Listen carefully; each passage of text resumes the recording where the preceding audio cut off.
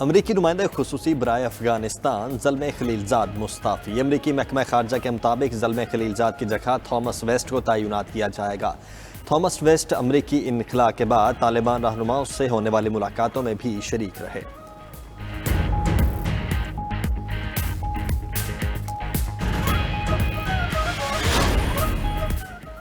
افغانستان کے معاملے پر روس میں اجلاس میں شرکت سے امریکہ کی معذرت۔ ترجمان امریکی محکمہ خارجہ نیڈ پرائس کا کہنا ہے کہ روس کی قیادت میں ان مذاکرات کی تعمیری سمجھتے ہیں اور اس کا خیر مقدم کرتے ہیں، لاجسٹک ایشوز کے باعث شریک نہیں ہو سکتے۔ ماسکو کی میزبانی میں آج ہونے والی کانفرنس میں پاکستان اور چین بھی شریک ہوں گے۔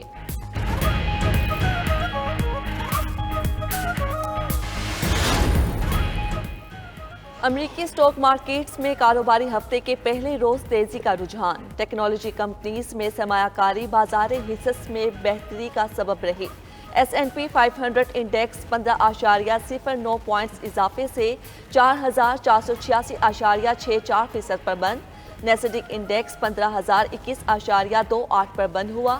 ڈاؤ جونز انڈسٹریل ایوریج میں 36.15 پوائنٹس کی کمی ریکارڈ۔ کاروبار کا 35,258.61 پر اختتام۔ اسمبلی تو میرے خیال ہے مل چکی ہے پرائم منسٹر ہاؤس کو۔ فیصلہ آج ہو جائے گا یا مزید دیر ہوگی؟ روٹین میں ہو جائے گا جی۔ اسمبلی میں کتنے نام ہیں فواز صاحب؟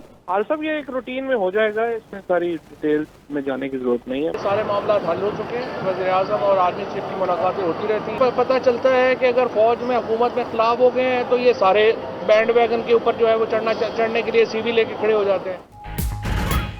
DGISI کا تعیناتی کا معاملہ روٹین میں ہو جائے گا۔ وزیر اطلاعات فواد چودھری کہتے ہیں کہ تمام معاملات طے ہو چکے ہیں۔ وزیر اعظم اور آرمی چیف کی ملاقاتیں ہوتی رہتی ہیں۔ اپوزیشن والے جمہوریت پسند نہیں ڈیل کی تلاش میں ہیں۔ انہیں لگے فوج اور حکومت میں اختلافات ہو گئے تو سی وی لے کر آتے ہیں، پتہ چلے کوئی اختلاف نہیں تو فوج اور حکومت پر تنقید شروع کر دیتے ہیں۔ ان کی دکان پہلے چل رہی تھی، نہ آگے چلے گی۔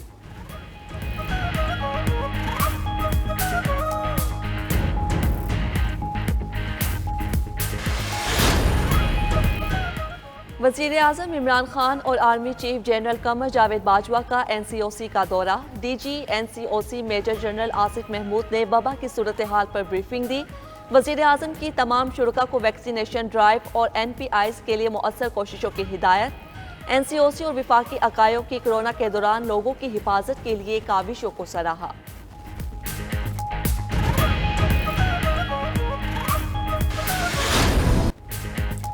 Army chief general Qamar Javed Bajwa کا ISI ہیڈ کوارٹرز کا دورہ۔ ISPR کے مطابق DGISI لیفٹیننٹ جنرل فیض حمید نے آرمی چیف کا استقبال کیا۔ آرمی چیف کو داخلی سیکیورٹی صورتحال پر بریفنگ، افغانستان کی صورتحال سے بھی آگاہ کیا۔ جنرل قمر جاوید باجوہ کا ادارے کی تیاریوں پر اطمینان کا اظہار۔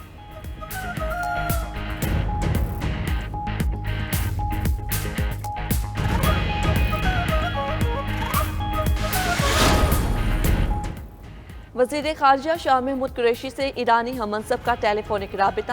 افغانستان سمیت خطے کی صورتحال اور باہمی دلچسپی کے امور پر تبادلہ خیال۔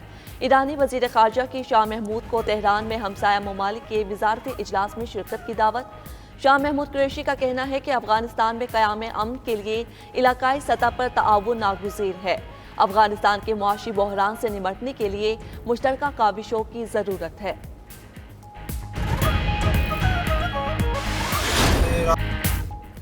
آقائے دو جہاں حضرت محمد مصطفیٰ صلی اللہ علیہ وآلہ وسلم کی ولادت باسعادت کا جشن۔ ملک بھر میں چراغاں، گلی محلے سج گئے۔ میلاد کی محافل کا انعقاد۔ اسلام آباد کی شاہراہوں اور عمارتوں کو بھی برقی کمکموں سے سجا دیا گیا۔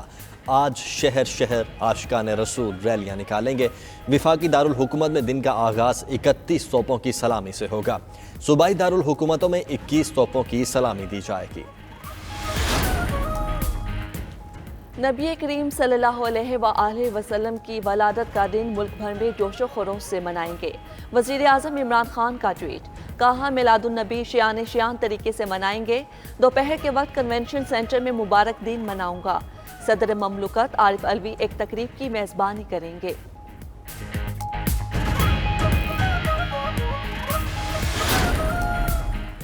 سید المرسلین رحمت للعالمین صلی اللہ علیہ وآلہ وسلم کا نام نامی، اسم کرامی محمد، دل کا قرار۔ برطانیہ میں بھی نبی آخر الزماں کے نام مبارک پر بچوں کے نام رکھنے کے رجحان میں اضافہ ہو رہا ہے۔ محمد برطانیہ کے 5 مقبول ترین ناموں میں شامل ہے۔ برطانوی ادارہ شماریات کے مطابق نوح چوتھے نمبر پر مقبول نام ہے۔ ابراہیم اور یوسف کا بھی 100 مقبول ترین ناموں میں شمار ہوتا ہے۔ مہنگائی کے خلاف 20 اکتوبر سے پورے ملک میں مظاہرے شروع کر دیے جائیں گے۔ ہمارا مطالبہ جنرل الیکشن کا ہے۔ جب تک اس ملک میں شفاف عام انتخابات نہیں ہوتے اور جائز حکومت قائم نہیں ہوتی، ان کی نگرانی میں بلدیاتی انتخابات کا کوئی جواز نہیں ہے۔ پی ٹی ایم کا مہنگائی پر 20 اکتوبر سے حکومت کے خلاف احتجاجی تحریک کا اعلان۔ نیب ترمیمی آرڈیننس اور مجوزہ انتخابی اصلاحات مسترد۔ سربراہ اجلاس کے بعد صفدر الرحمان نے کہا، اب بلدیاتی اداروں کی بجائے عام انتخابات چاہتے ہیں۔ پی ٹی ایم ملک بھر میں مظاہرے اور ریلیاں کریں گی۔ بات لانگ مارچ تک جائے گی۔ ہو سکتا ہے تحریک اتنی تیز ہو جائے کہ لانگ مارچ کے بغیر ہی مقصد حاصل ہو جائے۔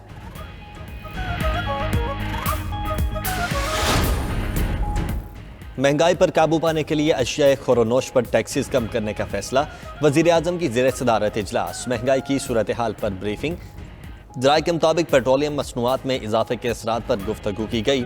عمران خان نے کہا کہ وزراء اپنے حلقوں میں مصنوعی مہنگائی پر نظر رکھیں، مصنوعی مہنگائی کرنے والوں اور ذخیرہ اندوزوں کے خلاف کارروائی کی جائے۔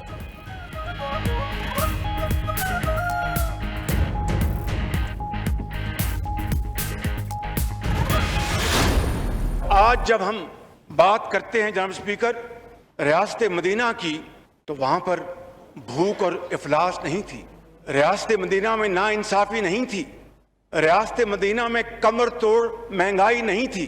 خوف سے ہم کانپ اٹھتے ہیں کہ کہاں ریاست مدینہ اور کہاں ایسی حکومت جو کہ اس ملک کے اندر آج ایک بھاری بوجھ بن چکی ہے۔ جناب اسپیکر، ریاست مدینہ کا نام لینے والوں نے عوام کو مہنگائی کے سیلاب میں بہا دیا۔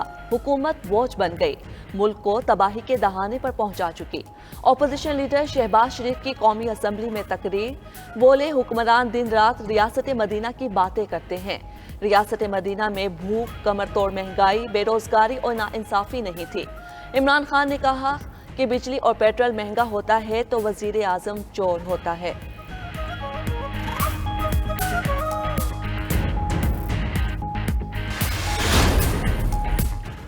مار گئی مہنگائی، لوگوں کی دہائی۔ پشاور، چنوٹ اور ٹوبا ٹیک سنگھ سمیت مختلف شہروں میں احتجاج۔ اپوزیشن اراکین کا پارلیمنٹ ہاؤس کے باہر احتجاجی کیمپ۔ مہنگائی کے خلاف اپوزیشن اراکین کا خیبر پختونخوا اسمبلی میں بھی احتجاج۔ نون لیگ کے اختیار، ولی پیٹ پر ایبٹ بانڈ کرائے۔ کراچی میں بھی اشیاء خورونوش کی قیمتوں میں بے پناہ اضافہ، عوام بلبلا اٹھے۔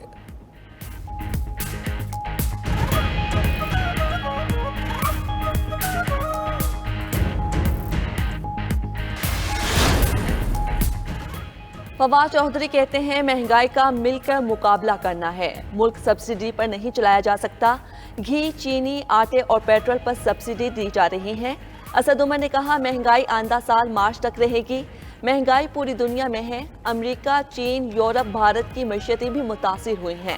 شیخ رشید بولے، وزیر اعظم مہنگائی کم کرنے کے لیے پوری کوشش کر رہے ہیں۔ ملک لوٹنے والے مہنگائی کے خلاف چیمپئن بنے ہوئے ہیں۔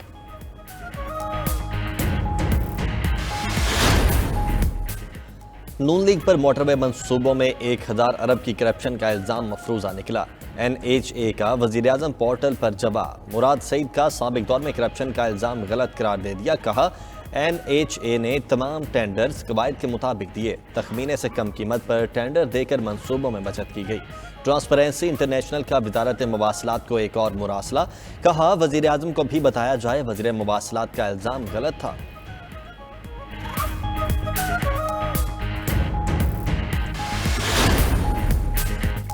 پنجاب میں بلدیاتی ادارے فعال، صوبائی حکومت کی طرف سے نوٹیفیکیشن جاری۔ محکمہ بلدیات نے ایڈمنسٹریٹرز کی دستبرداری کا نوٹیفیکیشن بھی جاری کر دیا۔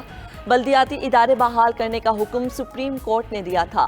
दूसरी जानिब सिंध हुकूमत का बल्दियाती निज़ाम में तब्दीली का फैसला, बल्दियाती इदारों को मजीद इख्तियारात देने के लिए नया कानून लाया जाएगा।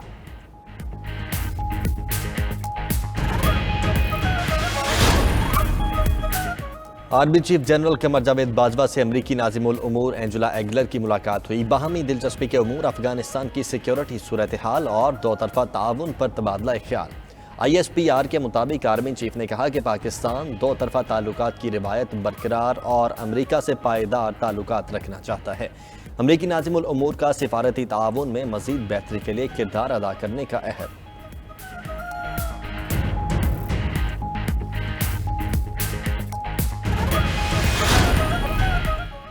T20 वर्ल्ड कप की तैयारियां, पाकिस्तान ने वार्म अप मैच में वेस्ट इंडीज को 7 विकेटों से हरा दिया। 131 रन का हदफ 16वें ओवर में हासिल किया। कप्तान बाबर आजम 50 और फकर जमान 46 रन बनाकर नुमाया रहे। दूसरी जानिब T20 वर्ल्ड कप की पहली हैट्रिक, आयरलैंड के क्रिस कॉम्फर ने नीदरलैंड के खिलाफ मैच में 4 गेंदों पर 4 विकेट्स हासिल की।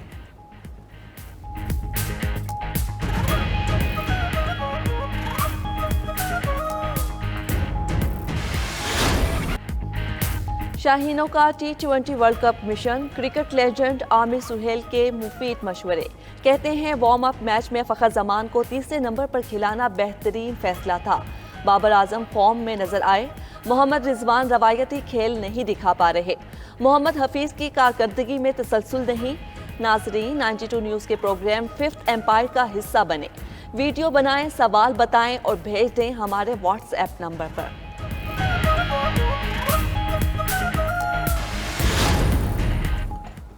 और माइक्रोसॉफ्ट के बानी बिल गेट्स की बेटी ने मिस्री मुसलमान से शादी कर ली। दुनिया के अमीर तरीन अफराद में शामिल गेट्स की बेटी ने नाइल नसर से शादी की। तकरीब वेस्टचेस्टर हॉर्स फार्म में हुई। कसीर तादाद में मेहमानों की शिरकत।